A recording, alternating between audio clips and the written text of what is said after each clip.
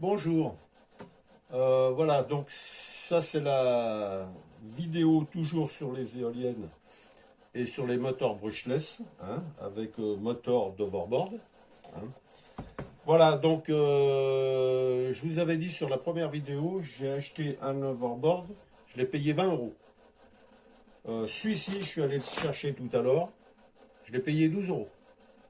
Pour quelqu'un qui veut s'intéresser à essayer de faire une éolienne et faire des choses avec les moteurs brushless, hein, et ben voilà, donc ça revient pas très cher. Alors là, je vous montre, c'est la batterie du premier, hein, 36 volts, 4 ampères, 158 watts. Ce qui veut dire, c'est que maintenant, je vais en avoir deux. Hein.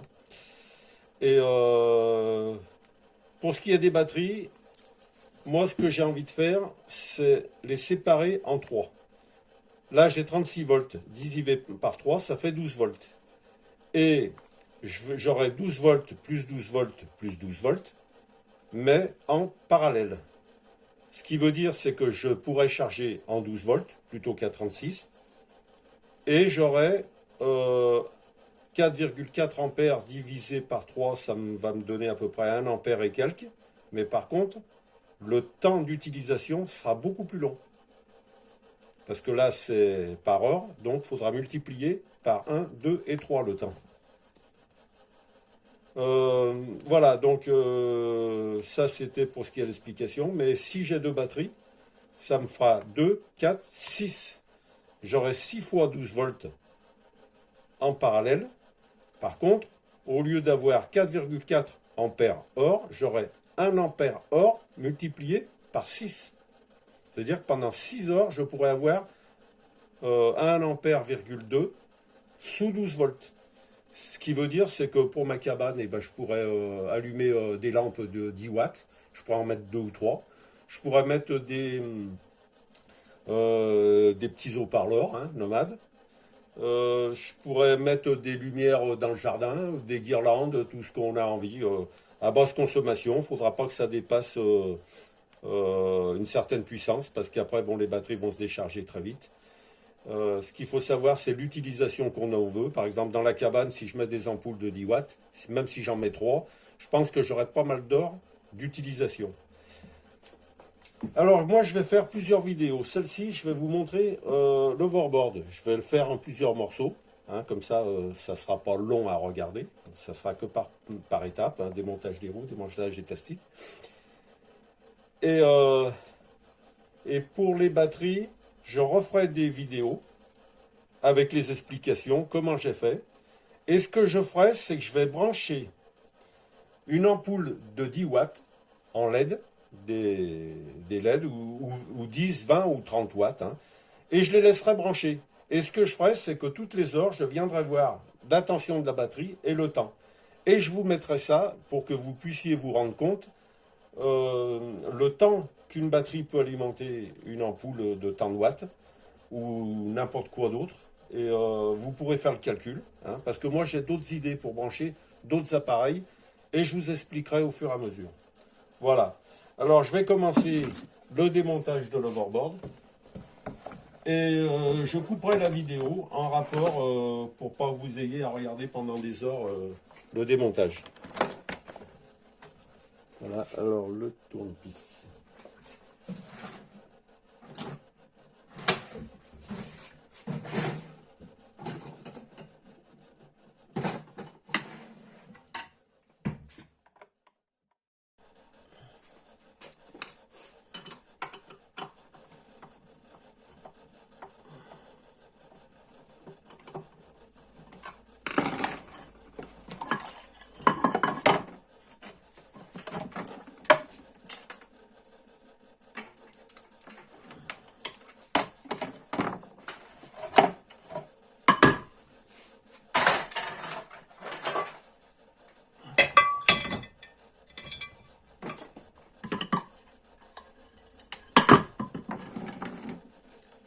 Voilà, donc là vous avez le support de l'overboard. Hein, et là, j'en ai un de l'autre overboard que j'avais acheté. Il y en a un qui est monté où j'ai mis mes pales dessus pour faire mes essais. Donc normalement, ça m'en aurait fait 4. Mais là, c'était juste pour vous expliquer que ça peut servir à fixer en étoile, hein, et mettre une pale sur chacun. Il suffit de mettre un rond au milieu, des boulonnets tous ensemble, et là, on aurait 3 pales. On a déjà les supports, hein, il n'y a plus qu'à mettre boulonnets. Et bon, ça peut servir pour quelqu'un qui veut monter des grosses pales, admettons des pales de 1 mètre, 1,20 m, avec une bonne largeur, ce qui fera un bon appui au vent, en y mettant en biais comme ça, et en faisant une forme. Voilà, alors je me répète peut-être un peu, mais voilà. Pour 12 €, 1, 2, 3, 4, 5 pièces qui peuvent me servir pour faire une éolienne. Voilà. Et vu que j'en ai acheté 2, alors celui-ci, ça j'en ai eu pour 12 € là. J'y suis allé le chercher tout à l'heure, 12 €. L'autre, je l'avais payé 20 € pour la même chose. Bon, les roues sont différentes, mais après, c'est le même principe, c'est toujours, à mon avis, c'est le même fabricant, mais c'est beaucoup de choses qui se ressemblent. Voilà, donc pour 30 €, j'en ai 4. J'en ai 4 et j'ai 2 batteries. Avec ces 2 batteries, je vous expliquerai tout ce qu'on peut faire, hein. Alors une batterie comme ça, neuve, au lithium, hein, c'est des batteries lithium-ion, ça vaut entre 30 et 50 €. Voilà. Moi, pour moins de 50 €, 32 €, j'ai eu les 2 batteries, 4 moteurs et 4 supports. Je trouve quand même que pour quelqu'un qui veut essayer de s'entraîner à faire une éolienne, éventuellement, si quelqu'un veut vraiment faire une éolienne pour recharger des batteries, pour avoir de la lumière dans une cabane, pour peut-être voir même plus, je ne sais pas. Je vous dirai au fur et à mesure, parce que moi, j'aimerais arriver à sortir au moins entre 100 et 300 watts, hein, pour que ça vaille le coup. Donc je vous dirai ça dans les prochaines vidéos. Les explications pour les batteries, pour les passer en 12 volts, pour pouvoir les recharger plus facilement. Alors les prochaines vidéos, vous ne les aurez pas tout de suite, pour la simple raison que je veux acheter un redresseur. Je vais prendre un appareil régulateur qui, lui, va réguler la charge des batteries et qui va récupérer le 12 volts ou si c'est en 36 volts, je ne sais pas exactement, mais transformer ce voltage en 12 volts pour charger les batteries. Et cet appareil se constitue de l'arrivée de l'éolienne, une fois régulée, c'est-à-dire de 3 phases, on passe à 2 phases, plus, moins. Alors il faut cet appareil-là. Après, il y a le régulateur qui, lui, va charger les batteries en fonction, si c'est des 36 volts, il chargera 36 volts. Mais dans le cas où moi, comme de la façon dont je vais les brancher, il chargera en 12 volts. Et après, il y en a certains qui ont une sortie load, L-O-A-D. Donc cette sortie, on peut, en moyenne, hein, pour les moins puissants, on peut prendre jusqu'à 300 watts. Ce qui veut dire des ampoules de 10 watts. Vous pouvez quand même en mettre un bon petit paquet quand même, hein. Jusqu'à valeur 300 watts. Après, l'appareil, ça risque peut-être de le faire chauffer.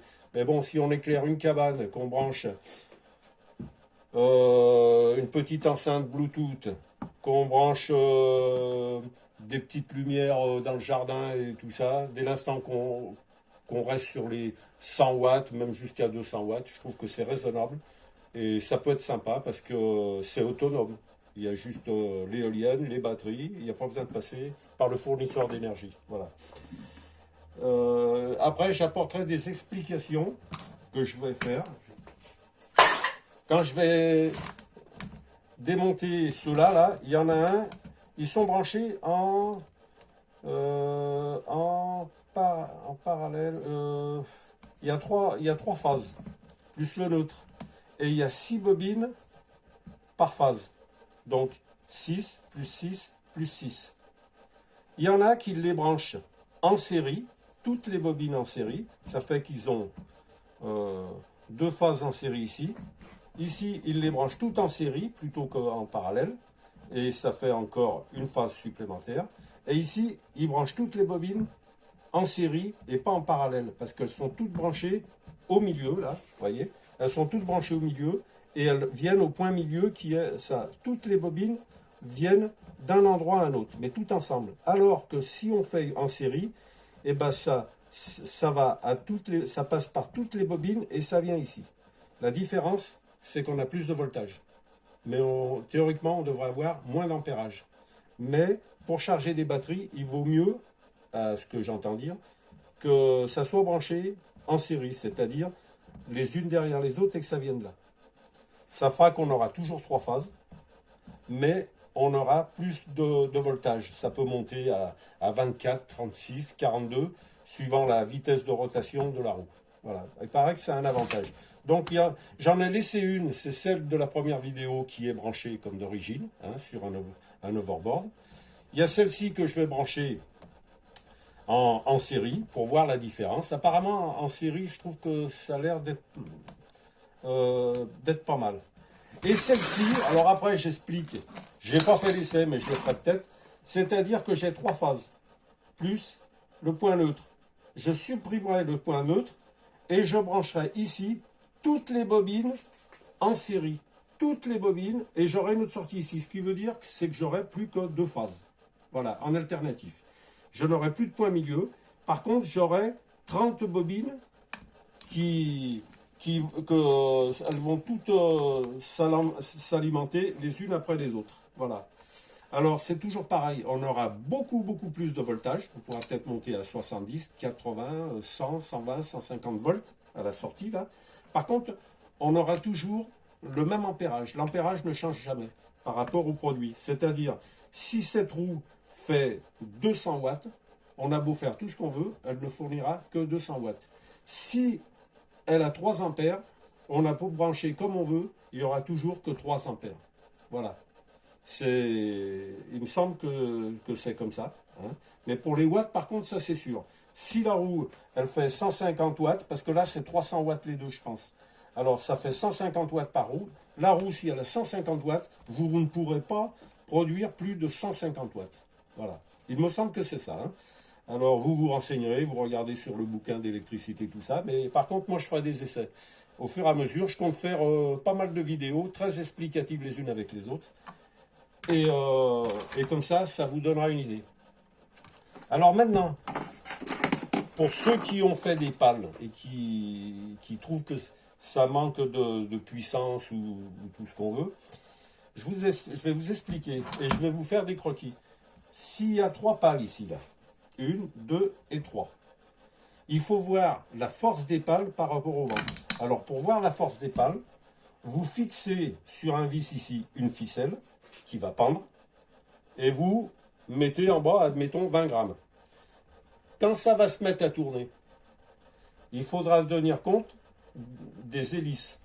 Elles vont faire monter 20 grammes. Si ça monte bien, vous mettez 40, vous mettez 50, vous mettez 100 grammes. Jusqu'à voir les hélices avec une vitesse de vent donnée de 20 km/h, le poids qu'elles soulèvent. Et après, vous aurez plus qu'à voir après, avec un vent de 30, de 40, 50, 60, le poids que ça va soulever. Et c'est ce qui va vous donner la force des pales. Parce qu'ici, là, quand la roue elle tourne, elle va fournir une force. Alors, il faut savoir que quand vous avez une pale ici qui fait 1 mètre, si vous forcez ici, c'est comme un pied de biche. C'est-à-dire, si ici, vous pouvez lever 100 grammes, vous allez peut-être multiplier par 4 ou par 5 ou par 6 la force ici, là. Voilà. Alors que nous, ce qui va nous donner la force, c'est ici, là. Si on arrive à lever 1 kg, ça veut dire que la pale, elle force au moins de 5 à 6 kg pour lever 1 kg. Non, je dis des conneries. Si la force fait 1 kg ici, vous multipliez par 3, par 4, par 5, je ne sais pas. Et ici, ça va faire, admettons, 1 kg. Ici, vous pourrez lever 6 kg.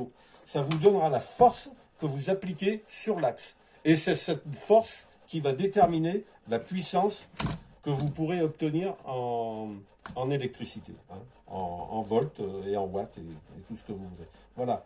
Alors, je ferai des croquis en vous expliquant tout ça. Et moi, de mon côté, je suis en train de faire des pales. Et apparemment, elles ont l'air d'être assez performantes. Hein. Bon, c'est quand même des belles pales. Hein. Je ne fais pas une petite éolienne de 50 cm de diamètre. Hein. Je fais beaucoup mieux.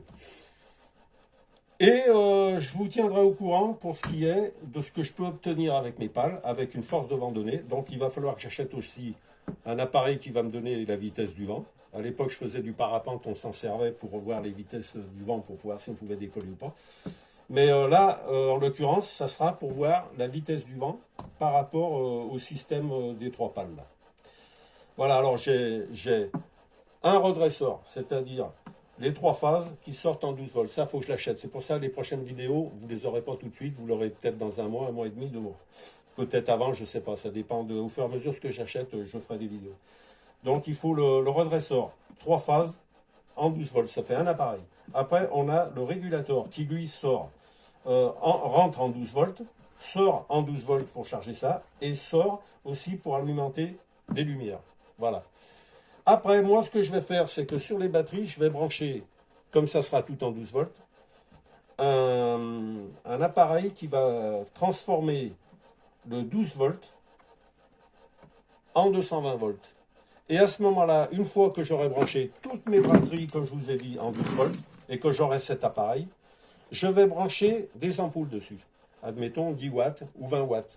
Et je les laisserai en marche, tout le temps, tout le temps, tout le temps. Et je vais voir combien de temps les 6 batteries de 12 volts peuvent me tenir cette lumière allumée. Et ça me donnera une idée après de l'utilisation de tout ce que je peux faire. Si je mets des lampes au jardin, si je mets 2-3 lampes dans ma cabane pour que ça soit bien allumé, si je mets un haut-parleur Bluetooth, si des enceintes Bluetooth, si je mets par exemple des guirlandes ou n'importe quoi, que je veux faire des choses bien jolies.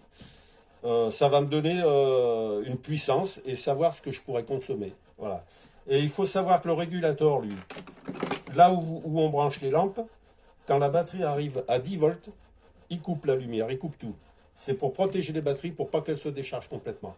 Voilà. Alors vous savez que j'ai plusieurs appareils à acheter. Je ferai mes essais, je ferai des tests et je vous dirai. Voilà.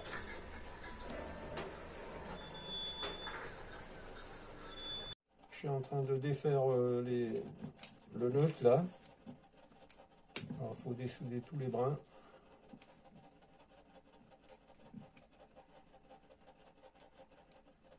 Bon, mon fer il chauffe pas des masses, mais bon. On va faire avec.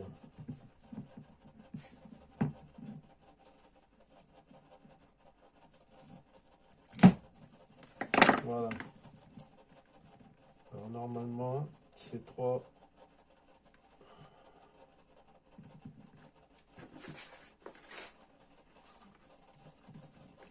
Là, il y a 3 et 3, 6 et 3, 9, parce qu'il y a 9 bobines. Voilà. Bon, on va bien les séparer pour ne pas les mélanger avec les phases.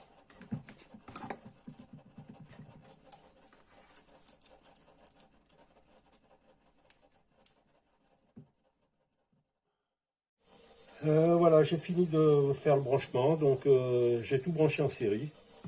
Voilà, donc j'ai mes 3 phases, mais toutes les bobines, j'en ai 6 qui sont branchées les unes derrière les autres, 9, 3 fois 6, 10, je ne me rappelle plus combien il y en a, mais bon, il y en a 9. Voilà, il y a 9. Donc il y en a 9 qui sont branchés en série qui viennent là. Il y a 9 autres qui sont branchés en série qui viennent là. Et 9 autres qui sont branchés en série et qui viennent là. Donc je vais aller essayer. Hein. Et puis on verra bien ce que ça donne et ce que ça fait.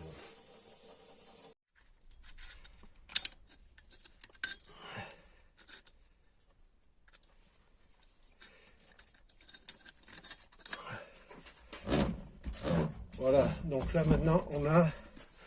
Merde, on voit pas bien. Il faudrait qu'on voit les loupiottes.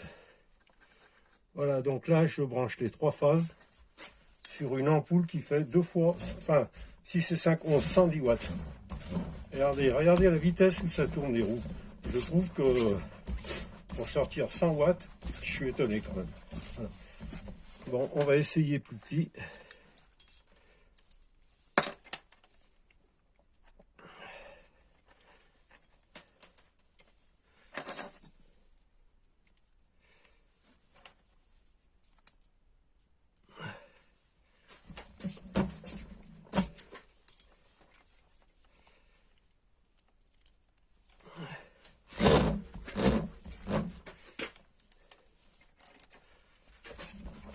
Voilà. Bon voilà, c'est 10 watts, hein. Regardez, ça tourne comme dans du beurre. 10 watts, 1 ampère. Et ben pour charger une batterie, il y a largement suffisant. Bon, alors là, c'est avec les modifications que j'ai fait, hein. Par rapport à avant, c'était l'ancien système.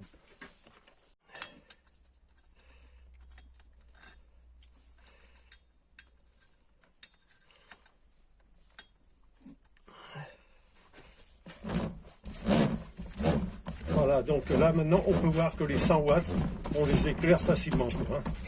Parce que quand on voit la vitesse où la roue elle tourne, je ne peux pas le plus tourner beaucoup plus vite. Et voilà.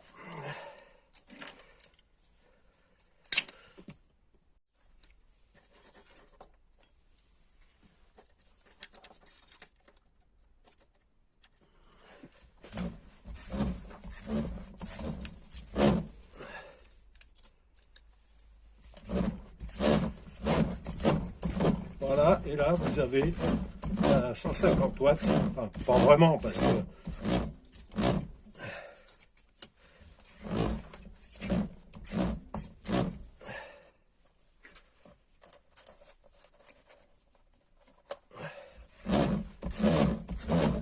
alors là vous avez 150 watts, enfin 3 ampoules de 150 watts, en tout ça fait 150 watts, mais bon avec la main je peux pas tourner plus vite que ça, mais on voit bien que j'arrive à avoir facilement 100 watts.